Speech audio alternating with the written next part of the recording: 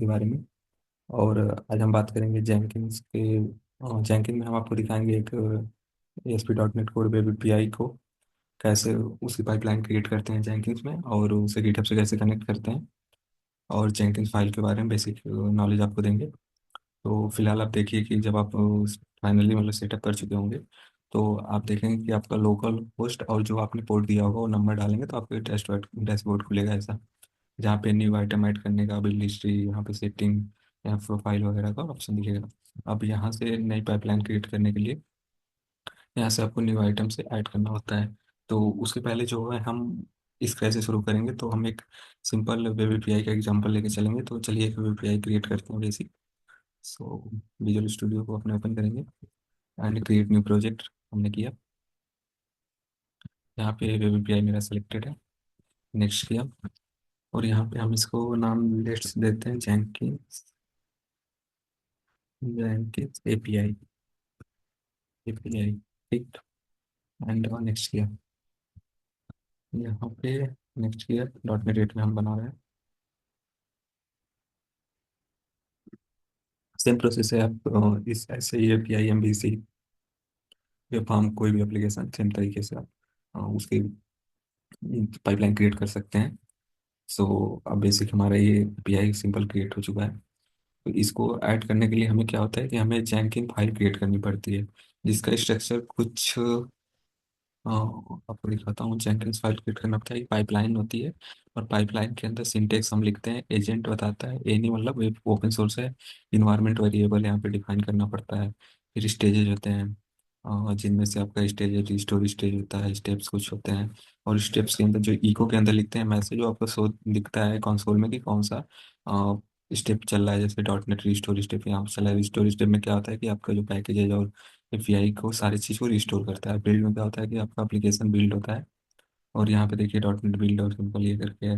Publish का क्या होता है कि आपका प्रोजेक्ट पब्लिश होता है, फिर आप वहाँ पे टेस्टिंग का भी डाल सकते हैं। फिर उसके बाद आप IO सर्वर पे डिप्लॉयमेंट करना चाहते हैं तो उसके लिए डिप्लॉयमेंट का भी एक स्टेप बना सकते हैं। और particular release, build, do, master branch के बेसिस पे भी आप बना सकते हैं, जो कि हम नेक्स्ट वीडियो में लाएंगे, जो मल्टी ब्रांचिंग का कॉन्सेप्ट होता है।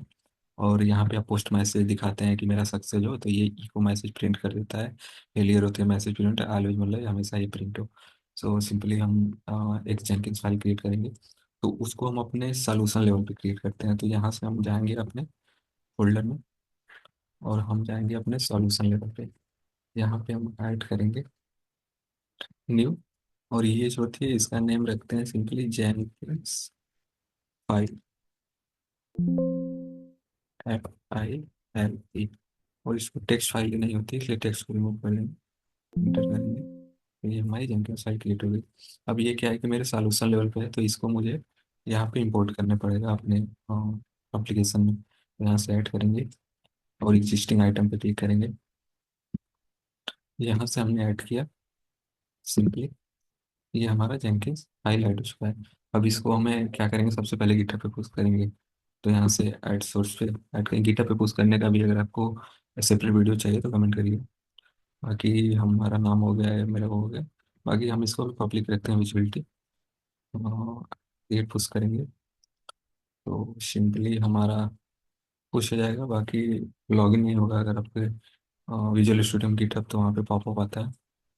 जैसे मेरा अभी लॉगिन मांग रहा है तो यहाँ से कंटिन्यू कर दिया। ये वीडियो हमारा डिप्लॉयमेंट हो चुका है, अरे कम पुश हो चुका है गिटहब पे। देखिए ये आ गया मेरा जेंकिस एपीआई, ये पुश हो चुका मेरा कोड। सिंपली चेक करते हैं जेंकिस फाइल कहीं इम्पट्टी क्यों आ रहा।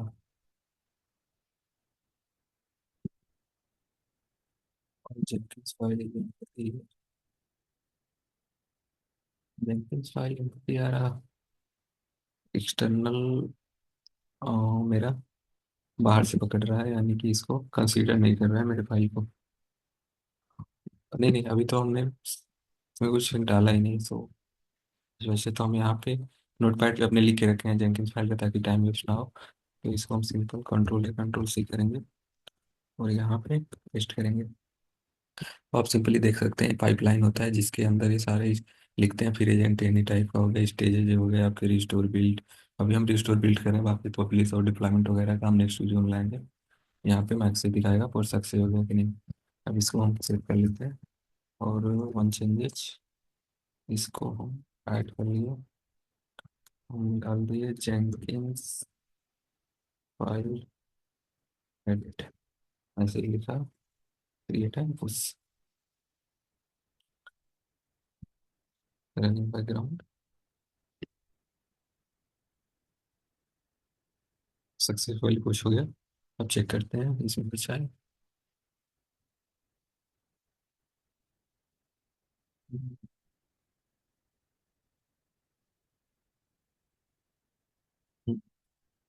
हमारे जेंकिन्स फाइल में ये एपीआई के अंदर आ गई यहाँ पे। ठीक, तो अब हमें यहाँ पे आ गई, तो हमें इसमें एक चेंज करना पड़ेगा। यहाँ पाथ देखेंगे तो जेंकिन जेंकिन फिर जेंकिन फाइल है, तो हमें यहाँ पे जेंकिन्स जेंकिन्स इसको हमें बाहर लाना पड़ेगा यहाँ पे। सो इस कंट्रोलर लेवल पे नहीं, हमें सोल्यूशन लेवल पे ऐड करना होता है, इस पे ऐड करना होता है। तो अभी फिलहाल के लिए हम यहीं पेस्ट मार लेते हैं, यहीं से ऐड कर देते हैं। आपको एक बेसिक आइडिया लेते हैं कैसे पाइपलाइन क्रिएट करते हैं। टेस्ट लिख दिए, मान लीजिए कुछ भी कमिट कर दिया हमने। ठीक, तो यहाँ पे ऐड हो गया हमारा सोल्यूशन लेवल पे, जेंकिन्स फाइल में हमने ऐड कर दिया। अब डैशबोर्ड पे हम यहाँ से सिंपली एक नई पाइपलाइन क्रिएट करने के लिए न्यू आइटम पे क्लिक करेंगे। यहाँ पे नेम रख दिया हमने जेंकिन्स एपीआई। अब यहाँ पे क्या है कि सेलेक्ट आइटम टाइप, एक पाइपलाइन क्रिएट करने के लिए फ्री स्टाइल प्रोजेक्ट है, multi configuration folder, multi branch pipeline organisation. Most important ये होता है मल्टी ब्रांच पाइपलाइन में क्या होता है कि आप जब भी काम करते हैं तो डेव ब्रांच होती है, आपका रिलीज ब्रांच होती है, बिल्ड हॉट फिक्स ब्रांच होती है, अलग अलग ब्रांचेज होती हैं। तो जो ओनली जो रिलीज ब्रांच होती है उसी का कोड हमें पब्लिश करना होता है, बाकी को बिल्ड करना होता है। तो उस वजह से यहाँ पे मल्टी ब्रांचिंग बड़ा इंपॉर्टेंट रोल है, लेकिन उसको आगे हम बताएंगे। बाकी अभी के लिए सिंपल पाइपलाइन क्रिएट करते हैं। यहाँ पे ओके क्लिक किया और यहाँ पे कुछ कॉन्फ़िगरेशन डिस्क्रिप्शन में भी के लिए हम टेस्ट डाल देते हैं। और यहाँ पे हम क्या है, हमारा गिटहब प्रोजेक्ट है, तो प्रोजेक्ट का यूआरएल हम सिंपली इसको कॉपी करेंगे और यहाँ पे पेस्ट करेंगे। ठीक, अब यहाँ पे हमें क्या करना होता है, पाइपलाइन में यहाँ पे डिफाइन करना होता है हमें pipeline script from SCM. And यहाँ पे एससीएम में हमें गिट चूज करना होता है और यहाँ पे फिर हमें यूआरएल अपना पेस्ट करना होता है गिट। अभी के लिए हमारा पब्लिक है प्रोजेक्ट, तो ज़रूरत नहीं किसी क्रेडेंशियल की। बाकी अब प्राइवेट होता है तो वहाँ पे गिटहब पे क्रेडेंशियल क्रिएट करके वो बनाना पड़ता है। अम, बाकी यहाँ पे ब्रांच पे, मेरे मास्टर ब्रांच पे मेरा कोड पड़ा हुआ है, तो ये मास्टर ब्रांच सेलेक्ट है और रिलीज ब्राउज ऑटो है। यहाँ पे फाइल का नाम है जेंकिन्स फाइल, हमारे फाइल का नाम मैच करा लीजिए, सेम होना चाहिए जेंकिन्स फाइल। ठीक, सेव किया हमने, मेरा जो है पाइपलाइन क्रिएट हो गया। अब सिंपल हमें बिल्ड करना है, तो यहाँ से हम बिल्ड करेंगे अपने पाइपलाइन को। तो ये मेरा बिल्ड स्टार्ट हो गया है। यहाँ पे आप देख सकते हैं कंसोल एडिटर पर, तो यहाँ से हम पाइपलाइन स्टेप्स पे क्लिक करेंगे। ये देखिए मेरी पाइपलाइन स्टार्ट हो चुकी है, नोट हो गया, नोट ब्लॉक स्टेजेस ये सारे हमारे करंट में ये प्रोसेस में है, ये सब हमारे साक्षी जोड़ चुके हैं। तो अभी एग्जीक्यूट हो रहा है, वेट करते हैं। बाकी यहाँ पे आप कंसोल में देख सकते हैं कि क्या एग्जीक्यूट हो रहा है। जैसे यहाँ पे देख सकते हैं नो क्रेडेंशियल स्पेसिफाइड ये चीज़ें। फिर ये देखिए यहाँ पे रिस्टोर नगेट पैकेज जो हमने डाल रखा था, यहाँ पे डिफाइन कर रखा था, वो चल रहा है, रिस्टोर हो रहा है नगेट पैकेज, ये स्टेट चल रहा है। फिर बिल्ड स्टेज चला, बिल्ड भी सक्सेड हो गया, फिर हमारा बिल्ड सक्सेड हो गया। यहाँ पे जो है build succeed completed success finish. तो यहाँ पे देख सकते हैं हमारी जो पाइपलाइन है वो सक्सेस हो गई, चल गई, बिल्ड हो गया। सो ये देख सकते हैं यहाँ पे सिंबल हो गया, बिल्ड हो गया। सो यही सिंपल प्रोसेस होता है पाइपलाइन क्रिएट करने के लिए। और सेम प्रोसेस से आप MBC web form dot net के किसी भी प्रोजेक्ट को आप सेम तरीके से आप जेंकिन्स पे आप CI/CD पाइपलाइन क्रिएट कर सकते हैं। बाकी multi branching and other video हम नेक्स्ट ट्यूटोरियल में लाएंगे। आज के लिए बस इतना है, थैंक यू।